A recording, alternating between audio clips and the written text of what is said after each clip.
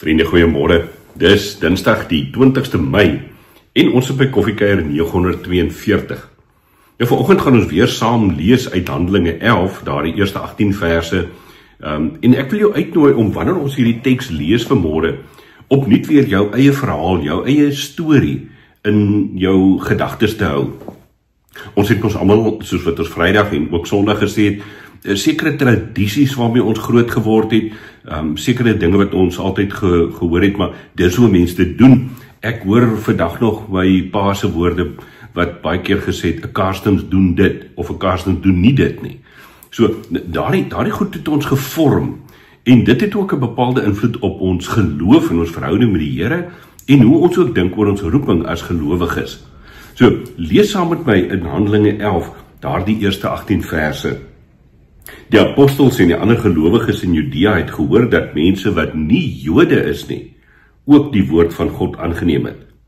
Toe Petrus dan in Jerusalem kom met die Joodse gelowiges om verwyt, hom gesê, jy het mense besoek wat nie besny is nie en selfs saam met hulle geëet.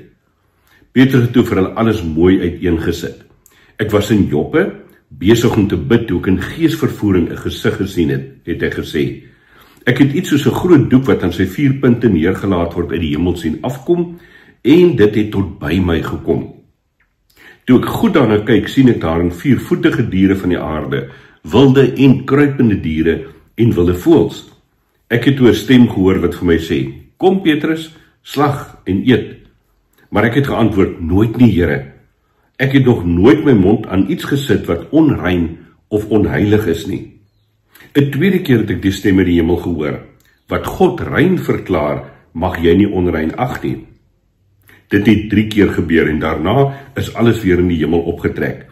Terselfdertyd het daar 3 mans wat van Caesarea af na my toe gestuur is, by die huis aangekom waar ons tuis was. Die Gees het vir my gesê dat ek nie moet aarzel om saam met hulle te gaan nie. Ek en hierdie 6 broers is toe saam met hulle, en ons het in Kornelius se huis ingegaan. Hy het vir ons vertel hoe hy die engel in sy huis sien staan het, wat vir hom gesê het, stuur iemand na Joppe toe en laat vir Simon daar haal, wat ook Petrus genoem word. Hy het 'n boodskap vir jou waardeur jy gered sal word, jy en jou hele huisgesin. Skaars het ek begin praat of die Heilige Gees kom op hulle, net soos op ons in die begin. Toe dink ek aan die woorde wat die Here gesê het, Johannes het wel met water gedoop, maar julle sal met die Heilige Gees gedoop word. Hulle het net soos ons in die Here Jesus Christus geglo, en God het aan hulle ook dieselfde gawe as aan ons gegee. Wie was ek dan om God te probeer verhinder? Toe die gelowiges dit hoor, was hulle tevrede. Hulle het God geprys en gesê, God het selfs mense wat nie Jode is nie, tot inkeer gebring, om aan hulle die lewe te gee. Vriende, dit is 'n gedeelte wat ons nou Vrydag gelees het en Sondag en ons erediens ook by stil gestaan het, en 'n bekende gedeelte hierdie visioen wat Petrus sien van al die soorte diere, goed wat hulle as Jode gedink het, hiervan mag jy nooit eet nie, dit maak jou onrein. En dan die stem van die Here wat vir hom sê, Petrus, kom, slag en eet. En in hierdie worsteling kan ek nou eintlik in Petrus gemoed al vir myself voorstel van, wat moet hy nou doen, jy weet, in hierdie situasie. Nou, die ironie vir my van hierdie gedeelte is, dat Petrus en die ander apostels is besig om die evangelie te verkondig, om die wêreld in te gaan, soos wat Jesus vir hulle gesê het, hulle moet doen. En wanneer dit gebeur, wanneer daar mense tot geloof kom, dan is die gemeente in Jerusalem, wat so was nou die moedergemeente was. Dis die ouens so bietjie, dan sê hulle nee, julle moet bietjie op die rooi tapijt kom staan. Julle kan ons nou nie ouens wat nie Jode is nie, ook inlaat nie. Nou vriende, ek gaan nou vanmôre oor hierdie gedeelte nie veel praat, ek dink dit spreek van self. God se droom, God se visie vir hierdie hele wêreld, dat enige mens, elke stam, taal, volk en nasie tot geloof in Christus moet kom, en 'n verhouding met die lewende God moet leef, dit is wat die Here vir ons wil hê. En hy gebruik my en jou om daardie instrumente te wees. So, ek wil vanmôre vir jou so 'n bietjie op 'n volgende vlak probeer bring. En vir jou vra, en weet, ek vra dit vir myself ook af. Wat doen ek en jy om hierdie evangelie van Jesus Christus uit te dra, uit te leef, te gaan verkondig, maak nie saak wie oor ons lewenspad kom nie. Op watter maniere is ons besig om die koninkryk van God te bou met mense wat ons tradisioneel dalk dink buite die genade van God staan. Ons het maar so op 'n manier, ek het Vrydag dit ook gesê, ons partykeer probeer ons alleenreg, kopiereg op God vir onsself hou.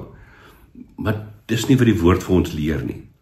En ja, nou, die volgende vraag daarmee saam is, ons kan mos nou nie almal, alles in ons tassies pak en nou op sendingreise gaan en die wêreld tot bekering wil bring nie. Dit is nie al van die Gees wat mense tot bekering bring nie, ons nie. Ons moet net getuies daarvan wees. Maar dit is nie vir ons almal moontlik om die hele wêreld vol te gaan en te gaan getuig nie.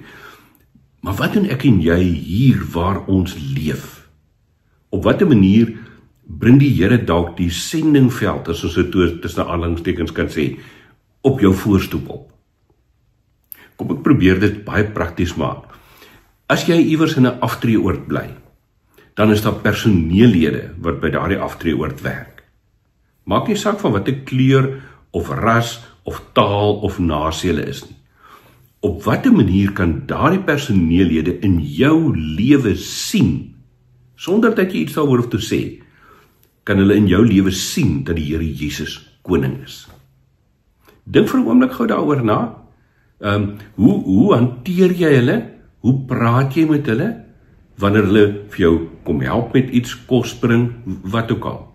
En die ouens wat nou nie in 'n aftreeoord is, moet nou nie dink, julle is ons. Hoe hanteer, hoe praat ons, hoe behandel ons die petroljoggie wat vir jou help om brandstof in jou kar in te gooi? Of die motorwag wat by die winkel se parkeerterrein staan? Of die kasregister wat in die winkel wat in die winkel werk, die dame wat daar vir jou help? Hoe behandel ons hulle? Hoe sien hulle in my en jou lewe raak dat Jesus ons koning is? Kom ons maak dit nog so 'n bietjie meer ingewikkeld, vriende. Jou familie en jou vriende wat naby aan jou bly, wat jou ken letterlik soggens as jy opstaan en jou hare deur mekaar is en tande nog nie geborsel is nie. En in alle omstandighede, sien hulle, beleef hulle, hoor hulle in die manier waarop jy praat, dat Jesus koning is. Sien, dit is baie maklik om op 'n manier, en vra vir my, ek praat daarvan uit ervaring, dit is maklik om op 'n manier te sê, ons het 'n Sondag gesig, ons het 'n vroom gesig wat ons opsit, wanneer ons tussen mense beweeg, en getuig oor God se goedheid en genade in ons lewens.